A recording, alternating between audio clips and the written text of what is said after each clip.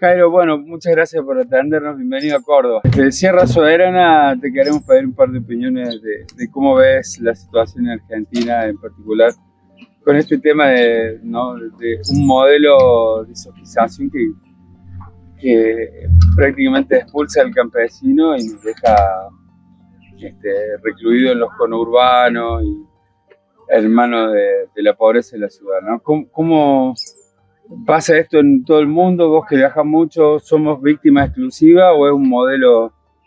Bueno, no, gracias por la oportunidad. Y no hay una situación muy específica.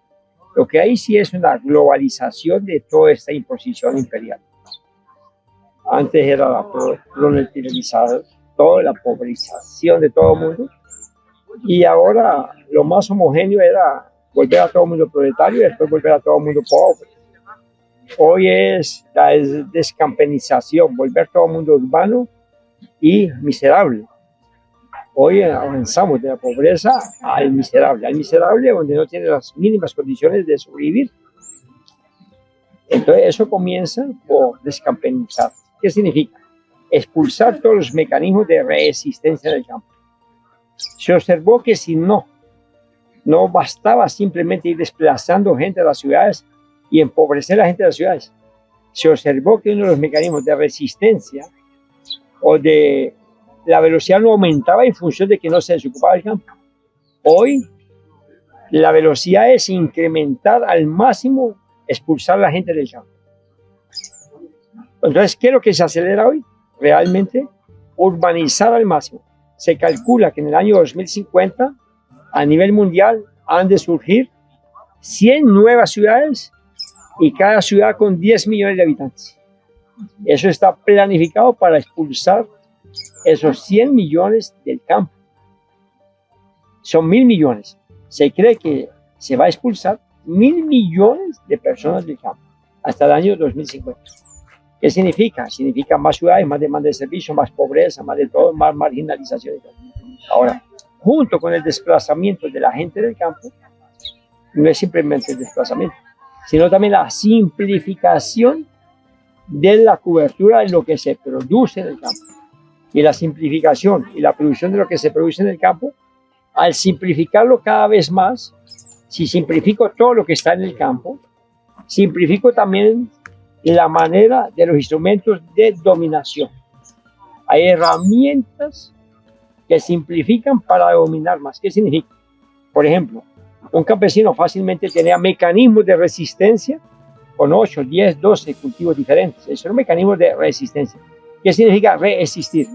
Culturalmente él dominaba todo lo que había en la olla. Pero automáticamente todo esto se elimina. Es simplificar todo lo que le puedes echar a la olla. Esto beneficia a quién? A los grandes gremios. Porque los grandes gremios mundiales, entre ellos el Banco Mundial, el Banco Interamericano, todo esto, simplifican también la dominación. ¿Y qué significa simplificar la dominación? Simplificar el instrumento. ¿Qué significa? Simplificar la cobertura del suelo, simplificar la producción de alimentos, simplificar todo. Conclusión, simplificar tu dieta. Si yo simplifico la dieta nutricional disponible, automáticamente voy a simplificar tu manera de actuar y de reaccionar y de nutrir. Entonces hay que producir monocultivos de pésima calidad, grandes volúmenes para una grande población sometida que tiene poca capacidad de compra. Entonces va a comer comida barata, grande volumen, que no nutre. Y va a tomar muchos remedios. Y entonces automáticamente esto me lleva a un complejo farmacéutico ciclo dependiente. Y automáticamente farmacia, agricultura y armamento bélico es el trinomio. El trinomio de la agricultura es simplificar, farmacia y armamento. ¿Armamento para qué? Para tratar de ir actualizando todos los sistemas tecnológicos de la agricultura. Agricultura simplificada para debilitarte. Y la farmacia no para curarte, farmacia para volverte ciclo dependiente. Entonces se monta un complejo agrofarmacias. Las agrofarmacias es eso. Y ahí vas. Lo vemos como Monsanto, como Bayer. Es un sometimiento totalmente de la sociedad a partir de la simplificación de la producción de alimentos Y la simplificación de la producción de alimentos lleva a una simplificación de nutrición, y la simplificación de la nutrición lleva totalmente a un debilitamiento del ser humano, el cual va a ser sometido obedeciendo todo el paquete. Y el que no se somete inmediatamente, el Estado está ¿para qué? Para reprimir. Marcar de los límites. Sí. El Estado no existe, son los servicios oficiales de los serviciales, no es el caso argentino, pero de los títeres que están al servicio obedeciendo las leyes impuestas por las normas de la globalización mundial y de esa economía totalmente áspera, gruesa, para dominar totalmente la población. El dominio global. Sí. Y en un mundo, por ejemplo, en la agricultura se atiende a los clientes desde el catálogo, ¿no? Es un agronegocio, tiene un catálogo naranja y azul, todo químico, y tiene otro catálogo verde y color natural, que es la trampa de la agricultura orgánica. Es el sometimiento, y ese sometimiento va en función de la simplificación, y automáticamente todo esto está vinculado con un sistema que se mantiene vivo de extensión. ¿Y qué es lo que se puede extender? Lo que se puede extender es lo que ya está previamente instalado. Eso del INTA, por ejemplo, acá en Argentina. Las instrucciones de la extensión de los paquetes previamente predeterminados lo hace totalmente las funciones del Estado, es tener funcionarios para que cumplan funciones de sometimiento a servicio de. Porque si tú no obedeces esos, entonces los préstamos no se realizan. Y si los préstamos no se realizan, tú estás endeudado, entonces me pagas más y entonces invado y tomo directamente tu país. Claro. Y ahora lo vemos, estamos sometidos económicamente al valor de la soja, que en Chicago no lo podemos manejar nosotros, está todo el país pobre. No, y es la misma cosa de la historia del café en Colombia. Quien no produce café es el que establece el precio. Exactamente, es una locura. Otro aspecto, una de mis frases favoritas tuyas es que la agricultura orgánica es rebeldía. Todos los días. 3 cucharaditas. 3 cucharaditas al día. Sí, o sea, la agricultura orgánica, antes de ser un instrumento de transformación tecnológica, un instrumento social, de transformación de la sociedad. Y si hay algo que siempre ha transformado la sociedad es la cultura de la tierra. Sin cultura de la tierra no hay sobrevivencia. Entonces, no podemos hacer una agricultura orgánica únicamente de proceso de sustitución de insumos. La gente confunde eso.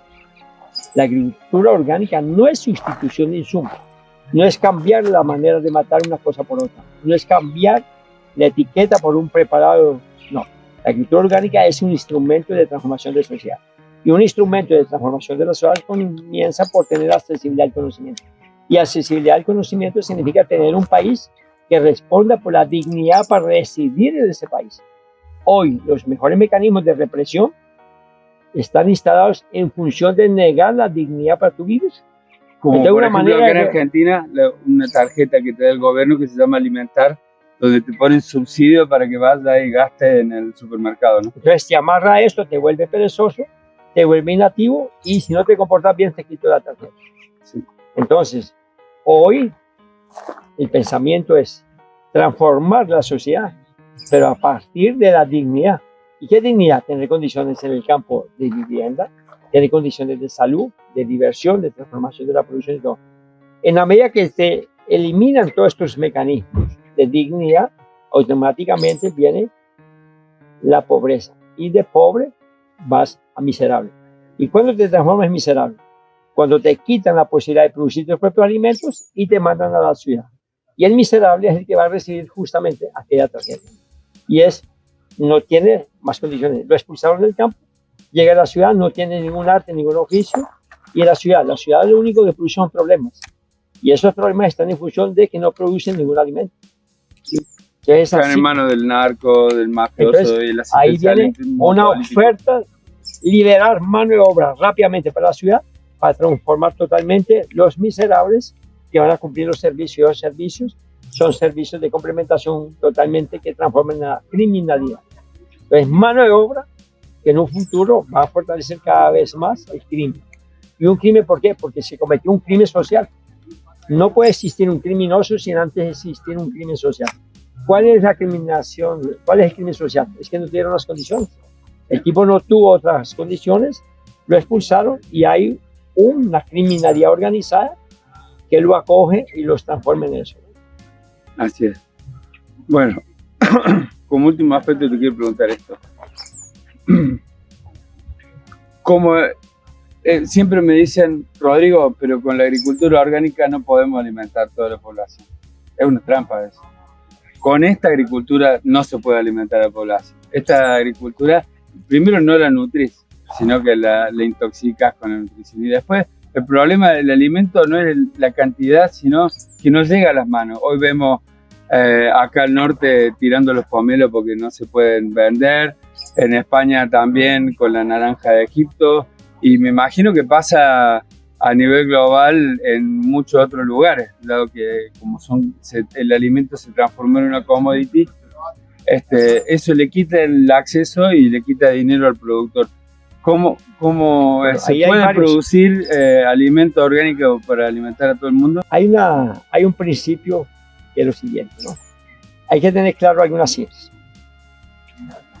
¿Cuánto crece la producción de alimentos y cuánto crece la población hoy en día?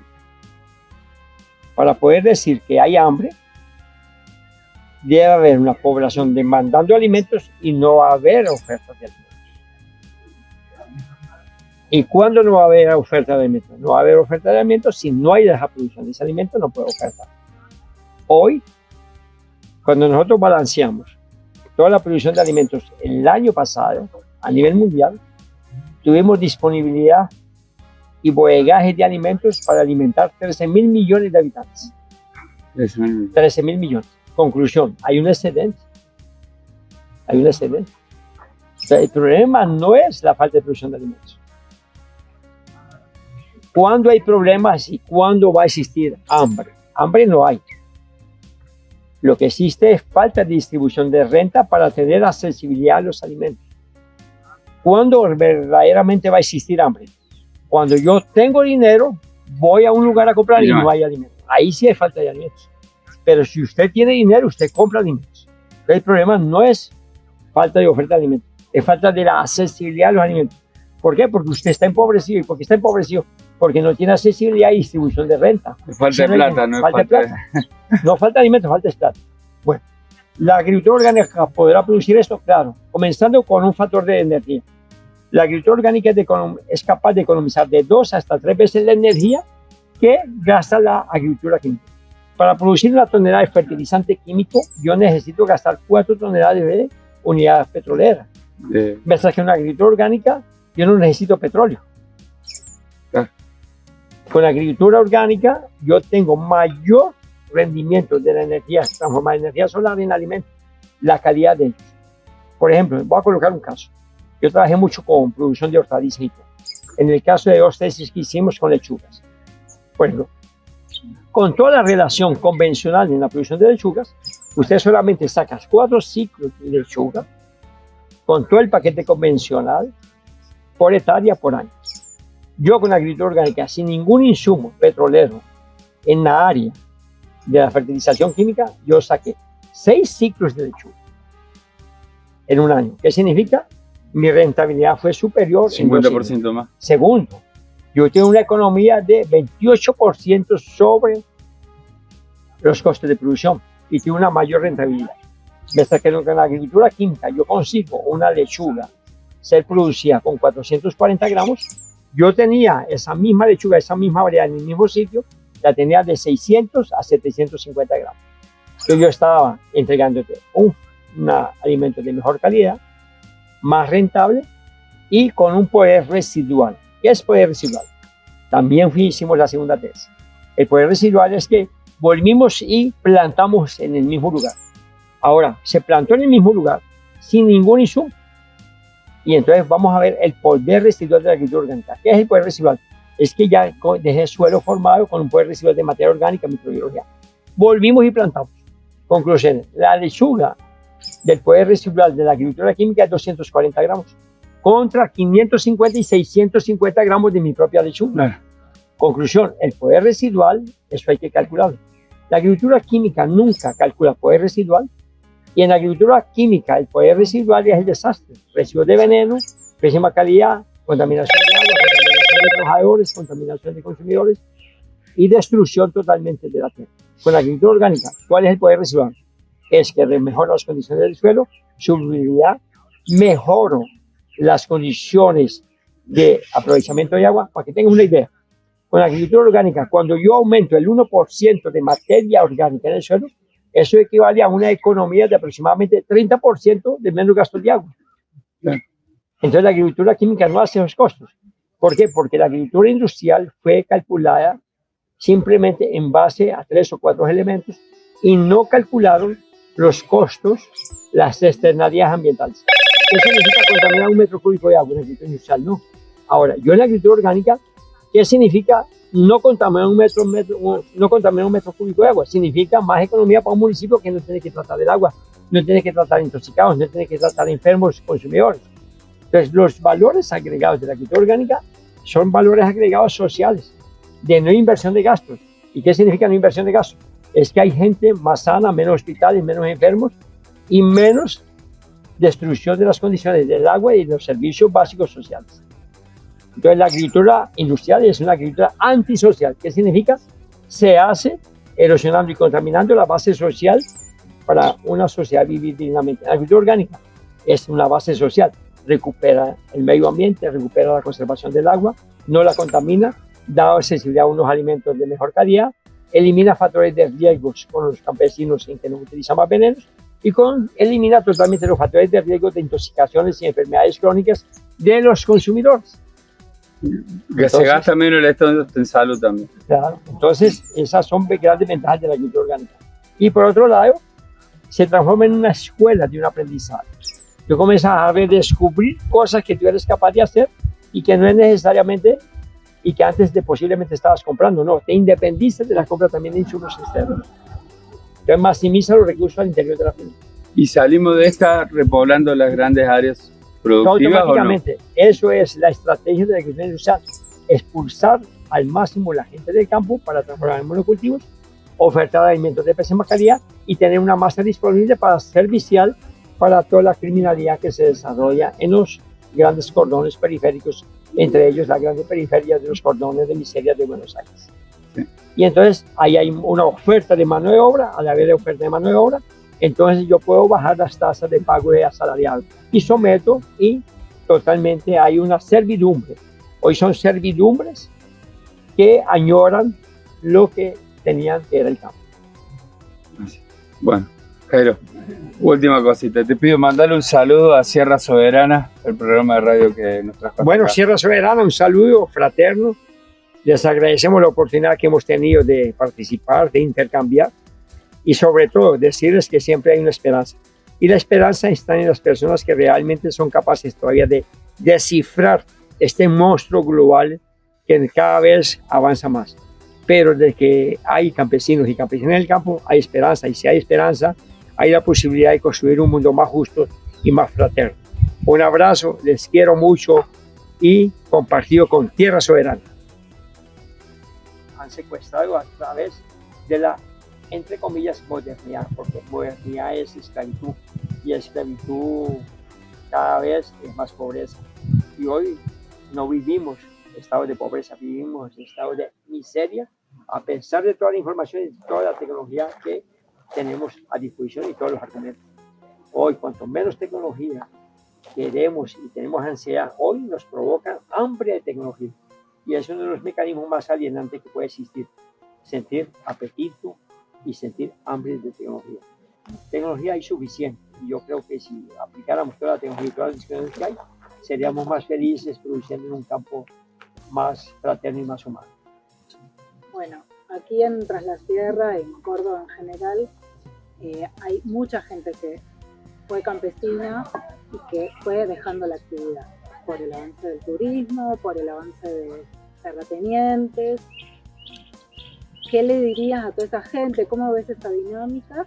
Y con el agregado de que hay mucha gente que vino de ciudades a vivir para aquí y que no tiene ese saber histórico, pero sí está abierta quizás a empezar. ¿Cómo, no sé, qué le encontrás de potencialidad? No, la agricultura, su palabra dice, ¿no? La cultura es ser de la tierra. La cultura de ser de la tierra no se encuentra en las tierras, no se encuentra en el hospital, en la farmacia, no se encuentra en el estadio.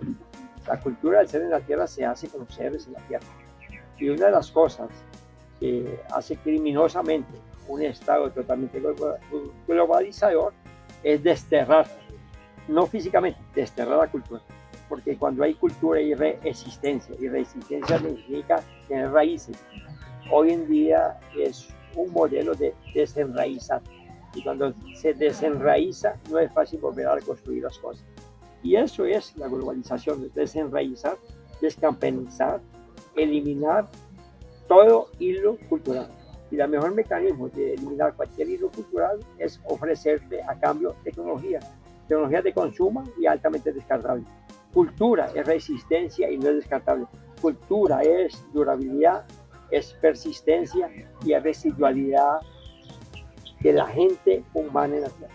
Si no hay pies y patas en la tierra, no hay cultura. La cultura se hace con el enraizamiento. La cultura superficial es la cultura que nos tienen a hacer creer que la tecnología. La tecnología no es cultura, tecnología es alienación. Y hoy en día toda la tecnología está para alienarte, hacerte cada vez más individual y someterte cada vez más al imperio totalmente del consumo. También la sensación de que hay que ganar dinero, ¿no? Que no sirve solo alimentarse. Es una ilusión el dinero, ¿no? Porque no existe. Si tú ves, cada vez las relaciones son menos del dinero y las relaciones es que tú tienes y no tienes al mismo tiempo. Tienes un plástico, ¿no? Y entre más plástico tienes, más cárcel tienes, ¿no?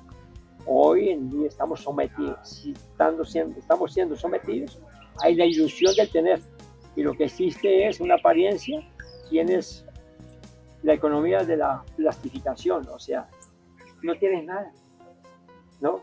Y es medio raro realmente esta sociedad, una sociedad que parece virtual, ¿no? Nos hacen desaparecer todos los valores, porque todo pasa a tener precio.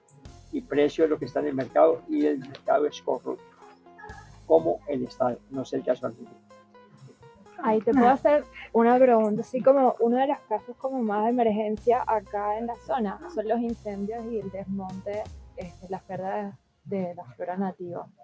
¿Cómo sería la explicación de cómo este modelo de agricultura natural puede regenerar y contrarrestar el impacto ambiental de ella? Sí, un valor agregado de la agricultura orgánica es eso, ¿no? Diversidad. Significa diversidad no solamente en recuperar, sino diversidad y sostener lo que es diverso. Y diversidad significa más agua, diversidad significa más gente consciente de la población viviendo en el medio rural. Y automáticamente es gente más consciente, conservando lo que se lee y queriendo más gente. Hoy uno de los graves problemas que tenemos es que se ha perdido la autoestima. La gente como que no se quiere y te hacen sentirte amargado. ¿Y qué es lo que te hace sentir amargado? Es que no tienes el poder adquisitivo para tener lo que aparentemente el instrumento dominador te ofrece. Entonces te hace sentir como te elimina, como amargado en la vida, porque no quieres y no tienes la posibilidad de adquirir aquello que el monstruo dominador te ofrece. Sin embargo, entre comillas, te lo ofrece mediante el cambio con un sometimiento. Y la gente hoy vive endeudada, y lo peor deuda que puede existir es pagar con la vida. La gente no disfruta hoy en día, la gente vive para pagar deudas y trabajar y vivir para pagar deudas no es vivir. Y el sistema económico de la agricultura natural podría ser parte de la regeneración también de la naturaleza. No puede existir una agricultura regenerativa si no regeneramos el ser. Y la agricultura orgánica es volver nuevamente a sembrar las semillas de humanidad. La agricultura orgánica es humanidad, es música.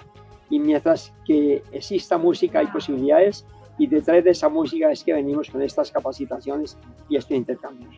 Por eso decimos, agricultura orgánica es música, esperanza, es amor y posibilidades. Y del lado del consumo y la gente que está en ese lugar de como trampa, ¿no?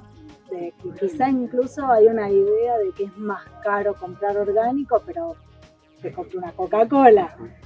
¿qué estrategias nos podemos dar para aumentar? No es que sea más caro producir, lo que pasa es que es una trampa elitista, ¿no?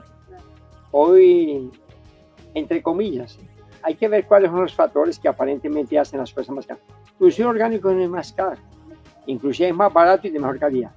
El problema es que como es un alimento de poca oferta por el volumen, y no porque no se produzca, lo que pasa es que falta conciencia del consumidor para que exija una producción de mayor volumen. Y es una de las cosas bien interesantes, es que toda la carga de responsabilidad de la agricultura orgánica la gente se la quiere echar a los campesinos. Y el consumidor está totalmente alienado y no se da cuenta que él hace parte de la construcción de una agricultura totalmente diferente. El consumidor tiene un poder enorme para cambiar el campo. Por ejemplo, ustedes ya pensaron que los consumidores conscientes dijeran no vamos a consumir más tomate en la ciudad porque viene totalmente envenenado. Paran una economía de la principal hortaliza que se comercializa en el mundo, que es tomate. Y automáticamente eso paralizaría un sector de la economía agraria donde dicen, opa, tenemos que buscar otros mecanismos de producir tomate. Entonces, una de las cosas más graves que existe hoy en día es que el productor no solamente tiene que pelear contra la industria, contra los agrónomos, contra el Estado que lo persigue y lo criminaliza, sino que tenemos que pelear también con un estado de inconsciencia del consumidor. El consumidor es muy inconsciente, es muy alienado, y el consumidor no tiene, si no tiene idea cómo se producen los alimentos, muy menos va a tener idea de la calidad de lo que está comiendo. Entonces, una de las peleas que tenemos que incrementar y lucha que tenemos que dar es la conciencia del consumidor para que apoye todos los mecanismos de producción orgánica. Y todos los mecanismos de producción orgánica se transforman en un mecanismo elitista. ¿Por qué? Porque hay un mecanismo elitista de cierta manera en comunión con el Estado, con unas mafias que se llaman las certificadoras de la agricultura orgánica, los controles. Cuando hay un control certificado de la agricultura orgánica aliado del Estado, ese alimento pasa a ser más caro. ¿Y por qué pasa a ser más caro?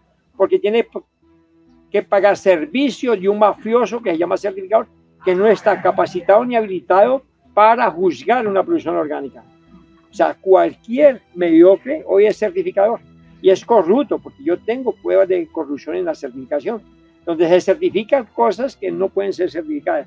Entonces esto se transforma en una producción totalmente de menor oferta, no por la cantidad, sino por la posibilidad de la dignidad en el campo para producirlo, sino que se transforma en una totalmente elitista. ¿Y por qué más caro?